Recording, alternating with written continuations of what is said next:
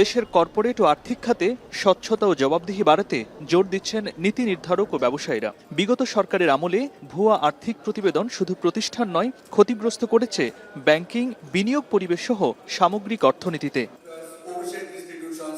এমন প্রেক্ষাপটে FRC, ICAB ও আইসিএমএবির যৌথ উদ্যোগে আয়োজন করা হয় আর্থিক হিসাব ও প্রতিবেদন বিষয়ক সম্মেলন FAR সামিট। অংশ নেন দেশের শীর্ষস্থানীয় প্রতিষ্ঠানের প্রধান অর্থ কর্মকর্তা, নিরীক্ষক এবং নীতি নির্ধারকরা।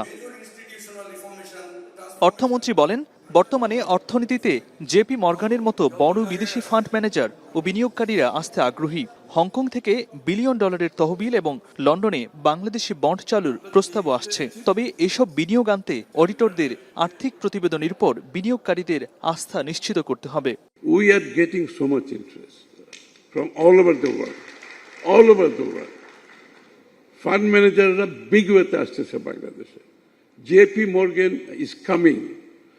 Other big investment companies are willing to come.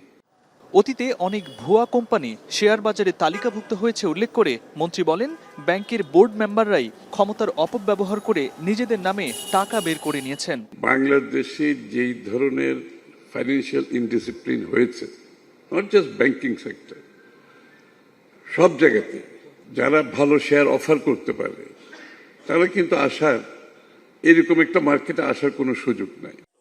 এ সময় প্রধানমন্ত্রীর অর্থ ও পরিকল্পনা উপদেষ্টা বলেন, ভুয়া অডিট রিপোর্টে সাধারণ বিনিয়োগকারীরা ব্যাপকভাবে প্রতারিত হয়েছেন আর পুঁজিবাজারে টাকা হারিয়েছেন হাজার হাজার মানুষ। ভুয়া ভ্যালুয়েশন অথবা আর্থিক প্রতিবেদনের ভিত্তিতে ব্যাংক বড় বড় ঋণ দিয়েছে, পরে ঋণ খেলাপি হয়েছে, ব্যাংক পড়েছে সংকটে এবং একের পর এক কেলেঙ্কারি ঘটেছে। সম্মেলনে ব্যবসায়ী নেতারা বলেন, বিশ্ববাজারে প্রতিযোগিতা ও বিদেশি বিনিয়োগ আকর্ষণে নির্ভরযোগ্য আর্থিক প্রতিবেদন সময়ের দাবি। বিপরীতে প্রকৃত আয়। ইমদাদুল আজাদ, এখন, ঢাকা।